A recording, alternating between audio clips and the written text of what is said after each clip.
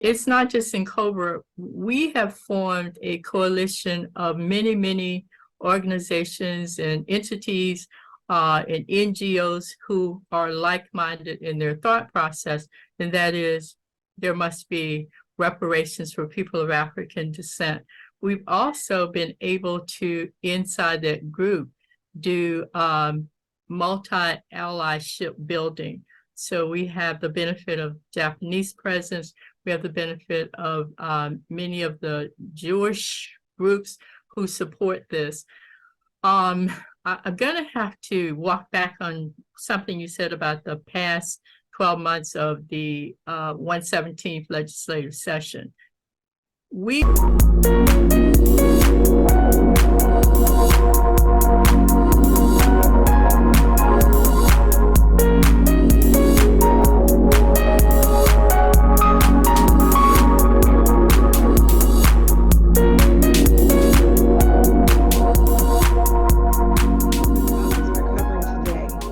Arab Americans finally be counted on the U.S. Census? Black History Group protests Egyptian Dr. Hawas's visit to Detroit.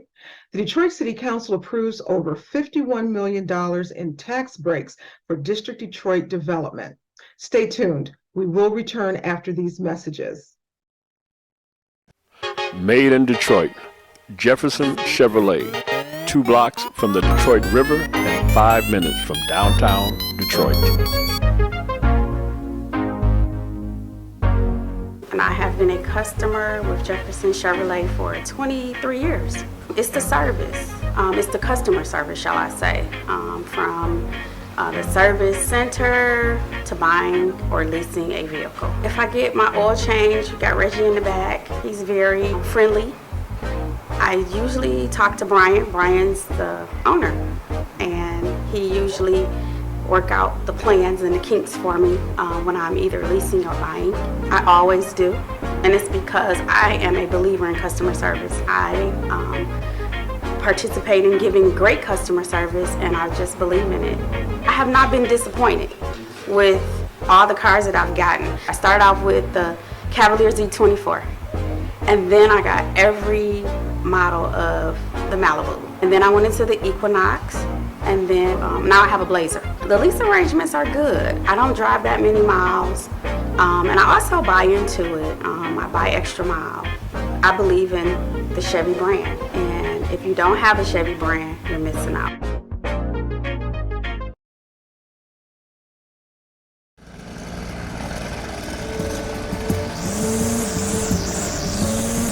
Thanks, Charles, for letting me use your gardening supplies. I'll make sure I put it back in the garage. Man, tending to that lawn is a lot of work. Tell you the truth, Jim, I'm more concerned about keeping this house. What's going on? Well, you know, Sarah lost her job 2 months ago, right? Yeah. Since we lost that income, the bills have been piling up, and we're so far behind. I don't want to lose the house because of back taxes. I don't know what to do. I understand. The same thing happened to my sister and her husband when he lost his job. Do you know that the Wayne County Treasurer has plans and programs to help people stay in their homes? No, I didn't. Tell me about it. Yeah, go to www.treasure.waynecounty.com and see if you qualify. What's that site again? www.treasure.waynecounty.com. Got it. Question. Do you know of John Henry Clark or Dr. Francis Cress Welsing? Have you ever heard of Mansa Musa? Or do you know the difference between Native Americans and First Americans? Or why the ancient Egyptians wore their hair in dreadlocks or clean shaven like the brothers do today? Or who were the Barbary pirates really? Hint, they didn't look like Johnny Depp. Or why Haiti has the lowest COVID rate and America the highest in the world. At UIN TV, we have the answer to these questions and much, much more because we are the keepers of our culture. Help us preserve this information and save it for your generations to come. Go to uintv.net, click on a channel to support, and subscribe today. Please do it now. Arab community wants the U.S. Census to add a category for people whose origins are in North Africa to be categorized as MENA, MENA, which is Middle East and North Africa. Currently, they are categorized as white, yet Arab Americans such as Shireen Nasser, an associate professor in the Department of Psychology at Cleveland State University, have said, "I'm coded by other people as not being white. Yet I'm asked to check this box that tells me I have a privilege that doesn't exist for me." Other Arab Americans have said, quote, "We don't have the white privilege experience. I've never been treated as white." And Arab American women have said, "I wear a hijab. I am Arab. I appear Muslim." The addition of a MENA category on the census is one of several proposed changes to race and ethnicity questions. To truly understand how the census categorizes people, you gotta look at the criteria. There are 7 categories under race and ethnicity, but what you don't see is what the Assads and Shireen Nasser would categorize themselves as, and that's Middle Eastern or North African. In other words, MENA. Instead, under the criteria of the census, they fall under white. I am coded by other people as not being white, yet I'm asked to checkmark this box that tells me I have a privilege that doesn't exist for me. Palestinian Shireen Nasser, an associate professor of psychology, knows what it's like not to be counted. I think there's so many stories to go over. Malak Rashid knows it too and has been fighting to change the census for years. You know, the census makes up for redistricting, it makes up for school resources, it makes up also too for the money that goes to health resources. So what does the census affect in an Arab's everyday life? Well, the census affects and influences more decisions than you can even fathom. Where to build schools and grocery stores, what to fund and what to research. Consider this. The federal government uses census data to decide how to best allocate hundreds of billions of dollars. And imagine not being represented in that decision making. For Shireen, it's more than a box. It's about what that box says. You don't feel like you belong, you're not sure where you belong, you might start to self-isolate, you might struggle with your self-esteem, and those are connected again to things like depression and anxiety. Which is something Khadija Najjar also deals with. She's a Palestinian grad student at Cleveland State. Unfortunately, Arabs are not on the CSU census, which is painful, because CSU is so diverse. Who's questioned what to mark on her standardized tests, let alone the census. It's very invalidating, it's very frustrating. Without a complete set of data, we're so smart, we're so accomplished. It's impossible to measure. Yeah, I had to work much harder to prove myself. The contributions of Arab Americans. Early Arab immigrants who were mostly from modern-day Lebanon and Syria fought to be counted as white at a time when the U.S. Naturalization Act, a 1790 law that was in place until 1952, restricted naturalized citizenship to whites. Over time, and as the law changed, Arab community leaders said the categorization hurt them and cost them dollars, services, and recognition. Census data can affect funding for education, healthcare, social problems, and social programs to cure them. It can affect inclusion in research on topics like housing and health, and in opportunities for scholarships and business loans. And as an uncounted community, its leaders felt they had less political coverage and less political leverage.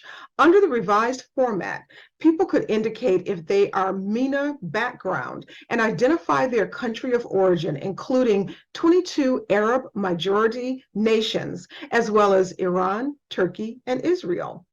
An advisory panel expects to submit final recommendations to the Federal Office of Management and Budget by the summer of 2024. Any changes that are adopted would apply to the 2030 census. Dr. Hawass, the controversial archaeologist and former Minister of State from Antiquities Affairs of Egypt, was in Detroit last week as part of his 23 U.S. city Grand Miseducation lecture tour. Detroiters held a protest dubbed a corrective literature campaign led by Dennis Boatwright II, director of the Center for Pan-African Studies at Huntington Place in downtown Detroit, before Dr. Hawass's lecture. Protesters say the Egyptian archaeologist seeks to erase Africans from ancient Egyptian history. The constant denying the fact that ancient Egypt was a Black African civilization is racism and bigotry in its purest form. Dr. Zahi Hawass is a leading Egyptian archaeologist.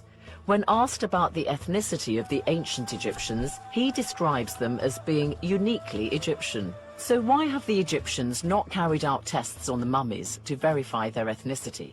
You cannot make any test. There is some studies to see that the shape of the skull looks like African, but still you will never put a final decision about the origin of the ancient Egyptian at all, because you need really to make a very comprehensive study by DNA. Many Egyptians do not consider themselves Africans. Some take offense even to being identified with Africa at all. Some Egyptians have protested and sued Netflix because a Black woman was cast in the role of Cleopatra in the Jada Pinkett Smith produced docudrama that premiered in May. Ancient Egyptians were Black Africans who used to call themselves Kemet people, which means Black people. In the question about who the pyramid builders' ethnicity was and their skin tone or race controversy, Dr. Hawass continues to negate the Africanness or the Blackness of the ancient Egyptians. In that video clip, you hear Dr. Hawass say that, quote, "It will take a long time to conduct DNA studies to verify the DNA and ethnicity of ancient Egyptians," unquote. But he also says, quote, "The shape of the skulls could be African," unquote, meaning the skeletal remains and the mummies of ancient Egyptians resemble Black Africans. So why haven't the Egyptians carried out DNA tests to verify their ethnicity? People should understand that the current population of Egypt and all of North Africa is like the current population of the Americas. Like the current population of the Americas is made up of the majority of descendants of European conquistadors, colonizers, and immigrants. The current population of Egypt and North Africa is made up of the descendants of different invaders and conquerors. Why is it so important to be classified as white? Well, while much of the world was living in primitive conditions, the ancient Egyptians were inventing writing and advancing the sciences of mathematics, medicine, and astronomy. They developed ways to measure time and distance and applied their knowledge to monumental architecture. That's right, the pyramids. They used mathematics to build structures, manage their food supply, and compute the flood levels of the Nile River. Math was vital to everyday life in ancient Egypt. Therefore, ancient Egyptians were the original computer scientists. So why is it important for white people around the world to embrace a narrative that Egyptians were white? Because if ancient Egyptians were the original computer scientists, then the narrative that whites have promoted for centuries, that Black people are subhuman, innately inferior, and lazy, gets debunked as false nonsense. Historical facts prove the ancient Egyptians were Black people and contributed to the development of modern mathematics. They conceived the first number system in history. In addition, they used a number system to store their knowledge. The Egyptians were also the first people to develop a numerical notation, and they were Black people. The more you know. Now, after promising $1.5 billion in tax credits and breaks and incentives to the Ilitch family from tax-paying Detroiters, the Detroit City Council is offering more to renovate the Fox Theater and create mixed-use buildings. Channel 4 reports. Any objections? No discussion, just the approval. Hearing none, the resolutions will be approved. Tuesday, Detroit City Council approving $51.8 million in tax breaks for 4 residential and commercial buildings downtown. Olympia Development and billionaire Stephen Ross are behind the District Detroit projects. The iconic Fox Theater is among the 4 projects okayed for tax breaks. The plan is to renovate the upstairs office space into a hotel with roughly 177 rooms. Construction will not alter the Fox Theater. According to application documents, the Fox Hotel project would create 220 permanent jobs. At 2200 Woodward, the plan is to create a 17-story mixed-use building with office space and first-floor retail. At 2250 Woodward, renderings show a mixed-use, mixed-income building with first-floor retail and 20 floors of multifamily housing space above. The plan is to have 287 residential units, 58 of which will be considered affordable housing units. Finally, 2300 Woodward is slated to be a 5-story mixed-use building with first-floor retail and office space above. The construction dates differ depending on the project. One of them is slated to get started as soon as this summer. Reporting live downtown, Jacqueline Francis, Local 4. All right, we appreciate that update, Jacqueline. Thank you. I'm Wayne County Treasurer Eric Sabri. We are living through unprecedented times with a global pandemic now approaching its 3rd year. As a result, the Michigan Homeowner Assistance Fund was created.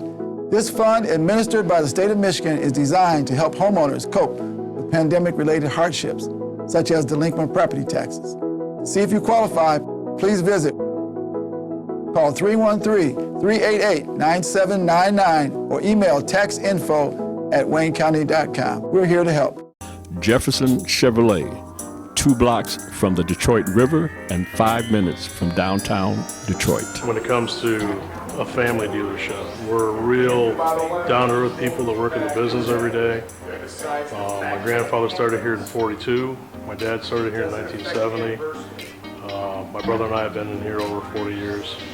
I like to think that we help the everyday person more than the next guy would. There's a lot of people that come to us that they've been turned down at the big dealers. They ran their credit to 15 different banks and they don't give them any options. They come here and we give them the time of day and we take their time, and a lot of times we put them in a car. I think they come back because of the people that we employ. They love Reggie in service. They like our guys in the body shop, Sean and Charlie, right? You dealt with them, our service manager, Mike Terry. They like our new car manager and our finance guy, Daryl. You know, they like, it's a people business, so we have a lot of likable people. And that's why I say Jefferson Chevrolet is the real deal.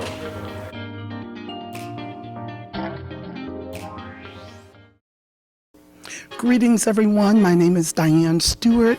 I'm a professor of religion and African American studies at Emory University, and I'm so delighted to be here at the Mother Shrine of the Black Madonna Pan-African Orthodox Christian Church in Detroit, Michigan, talking about my book, Black Women, Black Love, America's War on African American Marriage, and doing a book signing with this wonderful community.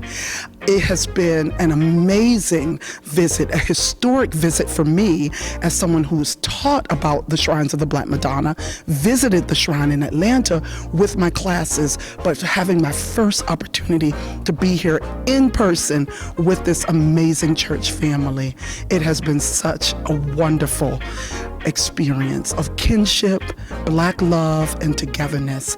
The Urban Information Network is the keepers of our culture.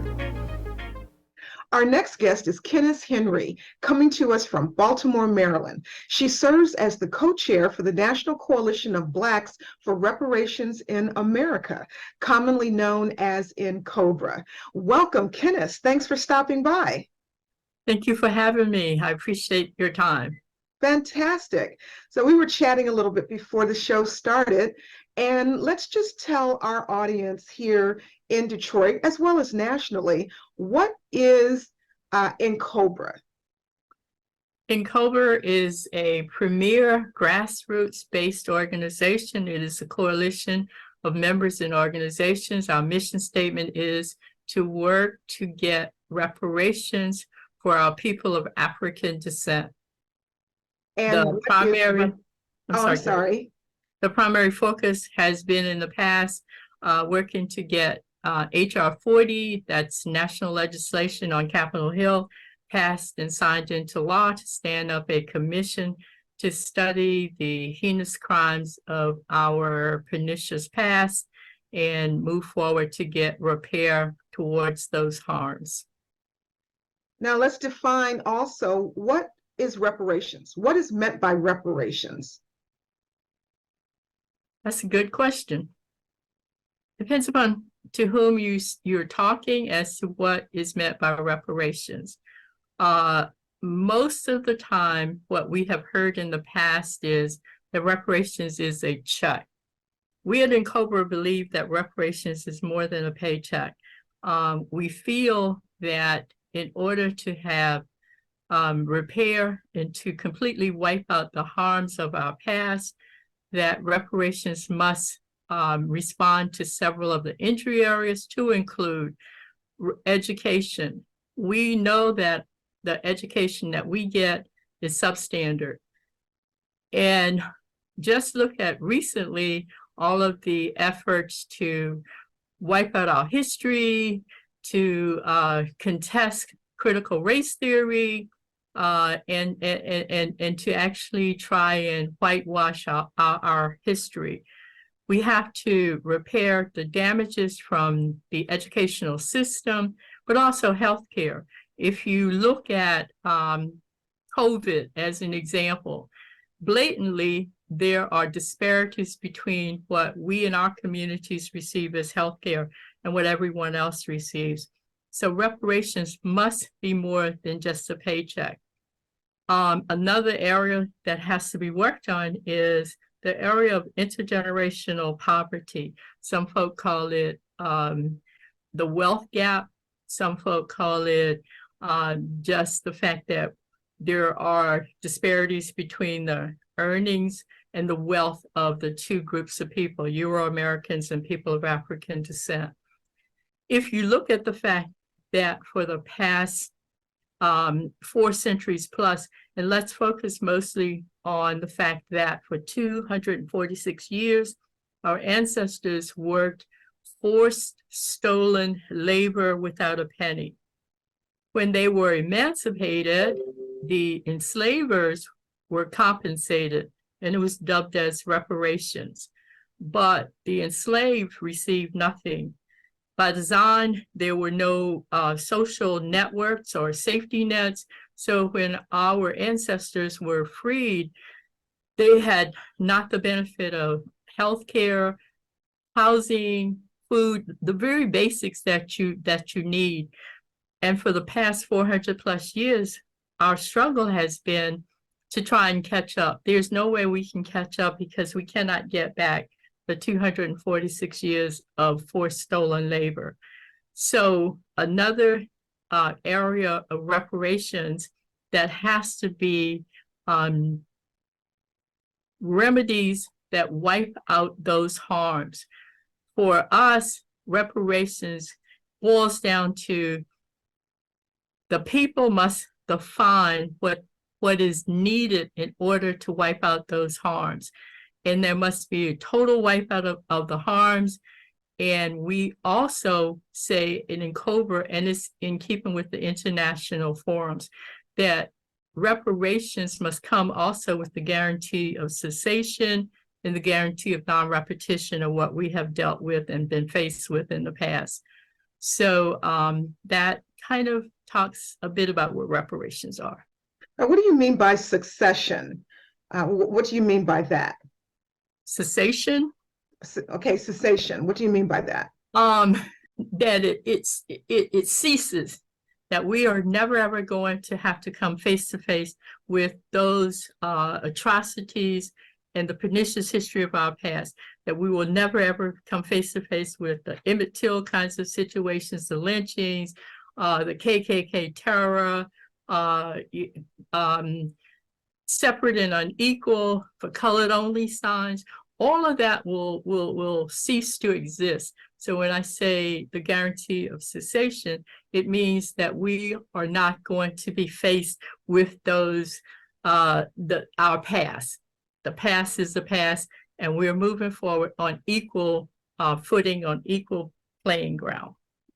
Now, as we were chatting, as you know, I lived in Washington, D.C. for many decades and worked with members of Congress. I actually was one of the staff members that was tasked with the research for developing a reparations bill for Congressman Conyers.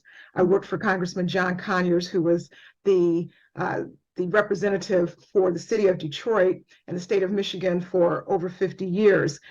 In 1989, November 20th, 1989 to be exact, we introduced H.R. 3745, which is the precursor to H.R. 40.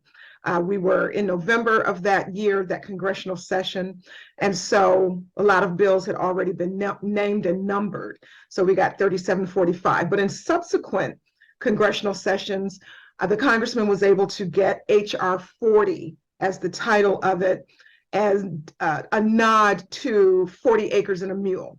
So for 34 years, even after Congressman Conyers retired, Congresswoman Sheila Jackson Lee of Texas, Houston, Texas, began reintroducing the legislation. Now, Congresswoman Sheila Jackson Lee is running for mayor of Houston. And if she wins, she will no longer be a member of Congress. Has in Cobra worked with members of the Congressional Black Congress and other members of Congress to reintroduce this legislation if it does not pass during this 118th congressional session. Who would be the successor to reintroduce this legislation? That might require a crystal ball. But we have worked with other congressional members of Congress. As recent as a couple of days ago, in Cobra stood with Congresswoman Cori Bush when she introduced her resolution, her HR 40 type resolution, and very notably standing with her was Congressman Jamal Bowman. Both of them came to Capitol Hill ready, willing, and able to take the banner, take the baton, run with it, and continue the fight to get reparations. I am honored to be able to say the resolution that Congresswoman Cori Bush introduced a couple of years ago when she first started working towards this moment, I was one of the few who joined a small team of folk to work on adding to what she had done as far as writing a resolution. So if it comes down to it and the Congresswoman does become mayor of Houston, I would be surprised if anyone other than Congresswoman Cori Bush took that position and continued the fight for reparations via HR 40 and whatever other instruments there are. I have worked with Congressman Jamal Bowman. He also is an amazing person. He has a presence when it comes to talking about reparations. And I don't want to leave out Congressman Hakeem Jeffries. He also has been someone who has been one who has stood in our corner when we're working on reparations and HR 40. So I see that there are potential members of Congress and the Congressional Black Caucus who would be primed to take on those roles.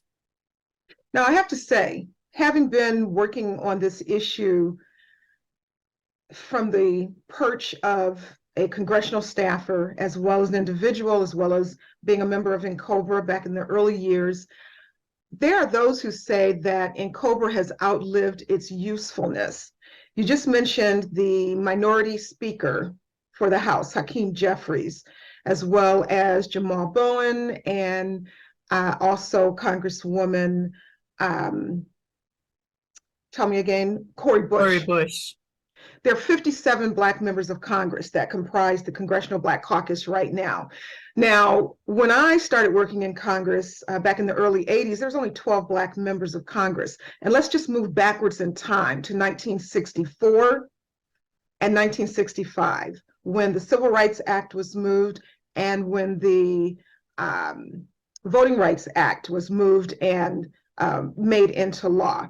There were only 12, I don't know, no, it wasn't even that many Black members of Congress. Congressman John Conyers being one and one of the architects of the Voting Rights Act. Why is it with triple, quadruple that amount of Black members of Congress that represent largely Black constituencies throughout the United States, we can't get any movement?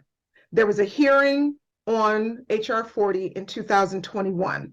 There's been no action so far in the first 5 months of this congressional session, or in the last 12 months of the previous congressional session. Why is that?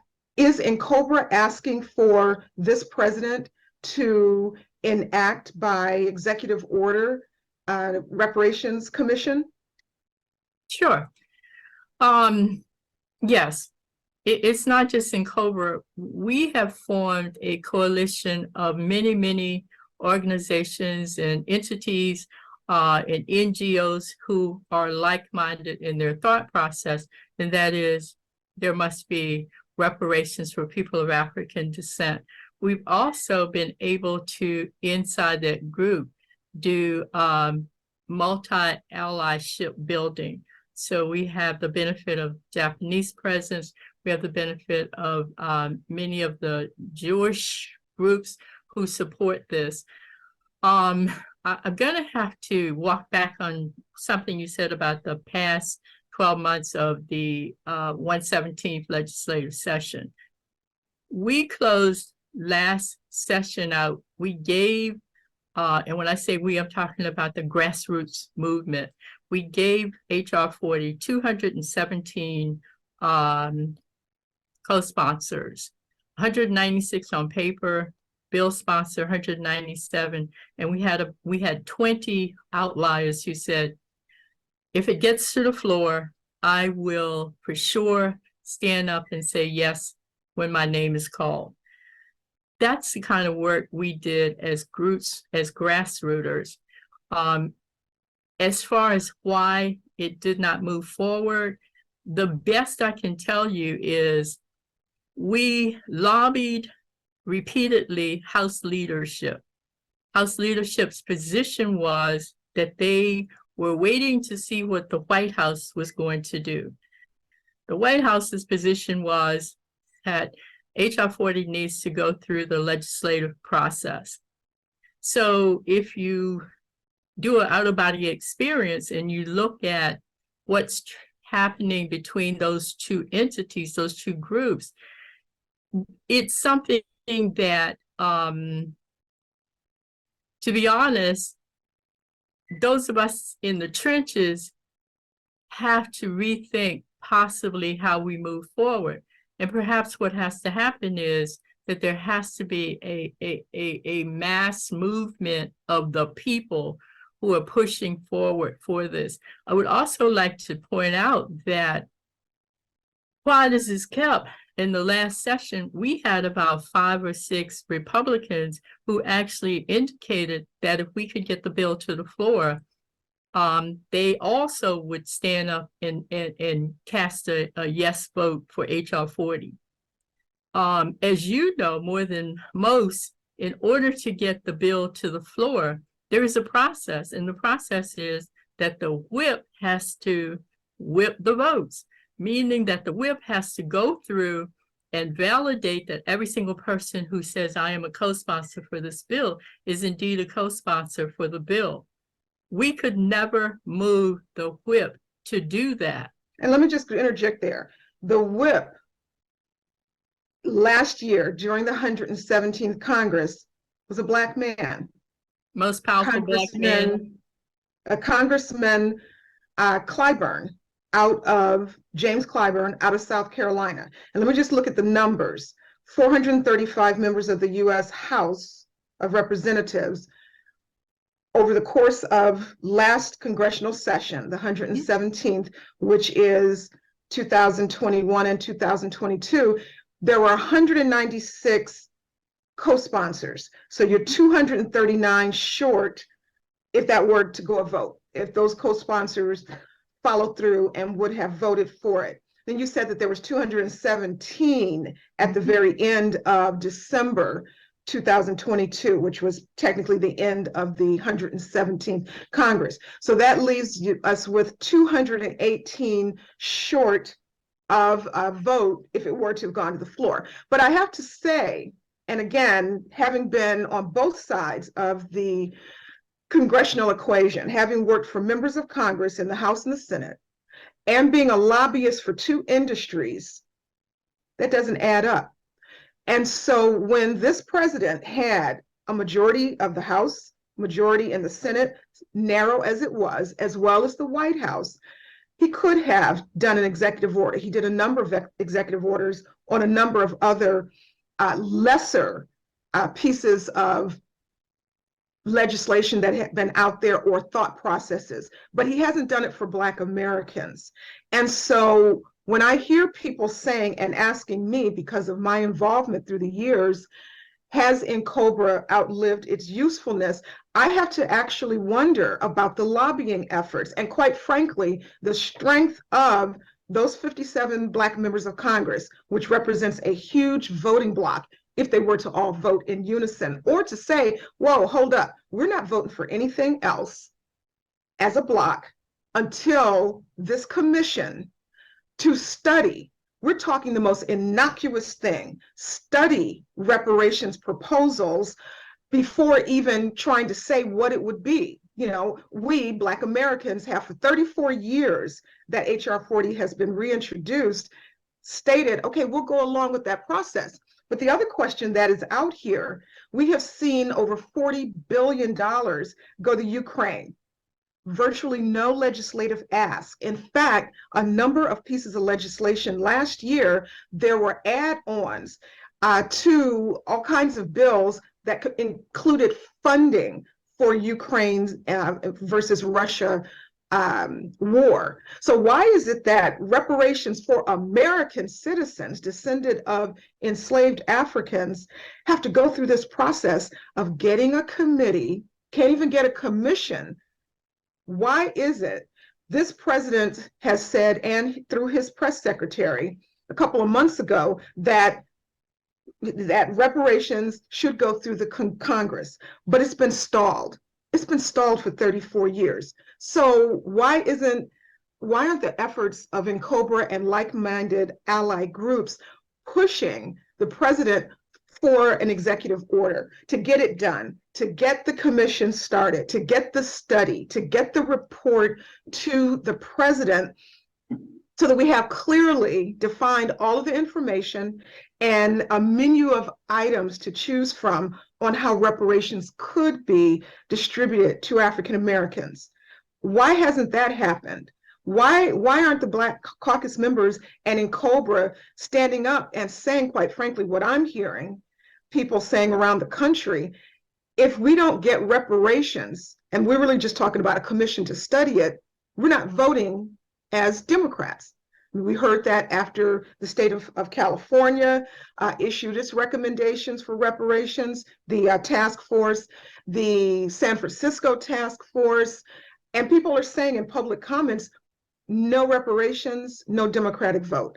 You know, where are we on this? Why is it that we're really, in my view, as a former registered lobbyist before the United States Congress, getting a lot of legislation for these other industries through? Where's our muscle? Why aren't we using our biggest power, which is our voting bloc? This president was elected, shall I say, even nominated off of the strength of Black voters, and then elected off of the strength of Black voters. Why is it that we have no sway in this White House? Great. I mean, we got Juneteenth through, and nobody was really asking for Juneteenth holiday. But that went through both chambers and was signed by the president. ASAP just came out of nowhere, but we can't get a simple commission established. And when you say that it has to go through Congress, the president can enact by executive order anything that he wants to. Now, the reason that you would want a legislative law passed is so that there will be a process of going through legislation to dismantle it. But a commission that has been stated it would take 18 months, or they could possibly speed it up. If it were enacted even now, you know, on the cusp of June, so let's say June of this year and go through June of next year, or even December, the commission will have done its work. And so even if this president or a Democrat is not reelected, doesn't matter if a Republican were to dismantle by executive order, the report would be done. So why can't we get this president to establish by executive order the Reparations Commission so it can do its work? Good question. And I'm not sure I have the best answer for you. What I can tell you is that the HR 40 Reparations Coalition has been pushing for an executive order since the beginning of last year, looking at what would happen at the end of 2024, and the fact that if we did not get the commission stood up and moving forward, exactly what you said could happen, we could get into 2025, someone else comes in and all of our work will have been negated because that person can issue an executive order to override it. Last year in June, for Juneteenth, we put a Pan-African flag on the south lawn of the White House. And we were out there making noise, asking for President Biden to give us an executive order. That did not happen. Let me put a pin in that there. Sure. Those were in Cobra individuals, such as, I know Nkechi Taifa was out there and others were speaking, and you were thrown off of the lawn. You were thrown off of the lawn by the Secret Service. More than once. So, I mean, I don't even know if you had the requisite permits. I don't know if you had the permits to be out there. Okay, so the Secret Service came and politely said, you're going to have to shut down and move. So it stopped. But the ask was there. I saw the banners. The ask was, you know, President enact by. But had there been really coordinated letter writing campaigns? Yes. Yes. Okay. And yes. I've not seen anything that really forcefully asks from NCOBRA for letter writing campaigns. Let me say this. I worked in the Obama administration, Office of Presidential Correspondence. And so the way that office works is letters from, emails from, calls from Americans about a variety of topics. And so part of the ask needs to be for Americans to write the president and the vice president requesting executive order. But I'm not seeing that anything forceful on social media. I'm not seeing that at town hall meetings. I'm not seeing op-eds, even in the Black press. Why is that? Actually, last year there were several letter writing campaigns. We actually had a letter writing campaign with a petition attached to it to send to the president the petition to actually do what you're talking about, and that is to execute an executive order. So yes, there are. Let me ask this question. Did the president respond to the organizations that orchestrated that effort, to NCOBRA and Reparations Now and the Color of Change and other groups that were a part of that? Did the White House tell you anything? Say why or why not? Why not? Did you get an answer from the president? No, we did not get an answer back from the president. And let me ask you this. No response to that letter writing campaign to individuals as well as the organization. Now, I'm just trying to understand this.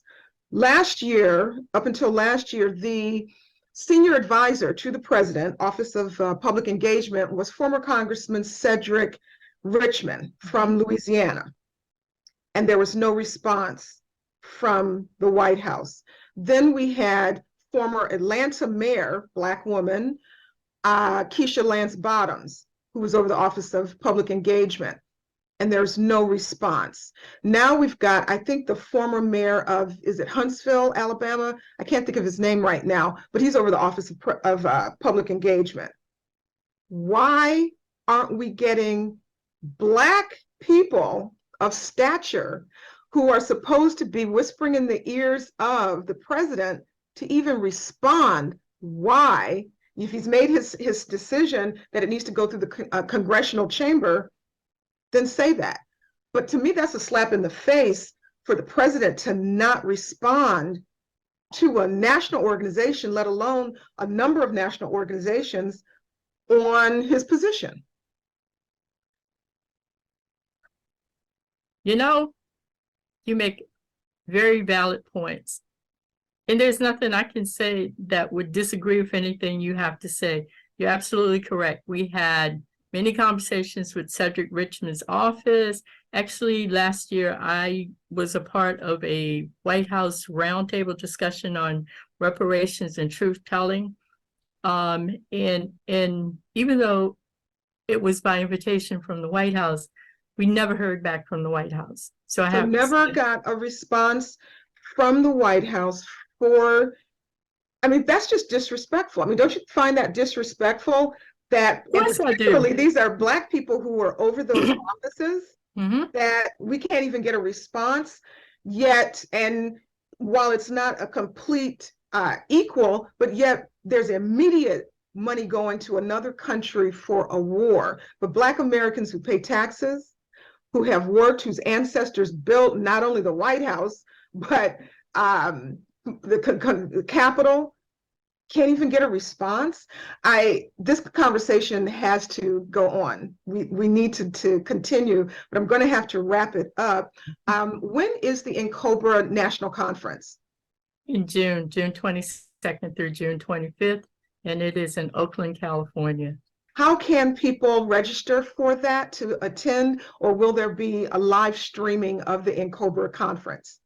It will be both live streaming, and we would love to have folks come in person and participate in person.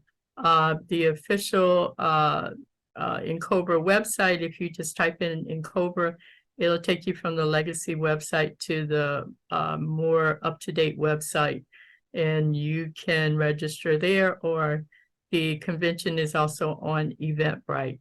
And to be honest, I would like to continue this conversation also, because there are some other pieces that— Yeah, most definitely. So that's NCOBRA, NCOBRA.org. Is that correct? That's correct. All right, so everyone can go there, register, and possibly go to Oakland, California, and any pieces that might be live streamed. We definitely want people to participate. To get more information on reparations for African Americans, what NCOBRA is doing, and what individuals can do to possibly move this along. Thank you, Kennis Henry. She's the co-chair of NCOBRA, the National Coalition of Blacks for Reparations in America, commonly known as NCOBRA. Thank you, my dear, for stopping by, and we will definitely have to have you back soon. Stay tuned. We will return after these messages. For a history you won't forget and an experience you'll always remember, visit the Charles H. Wright Museum of African American History with engaging educational programs, lectures, entertainment, and enlightening exhibits. You'll gain valuable insight and be motivated to inform others. The Charles H. Wright Museum of African American History, located in the heart of Midtown Detroit. For more information or to schedule a tour, visit thewright.org.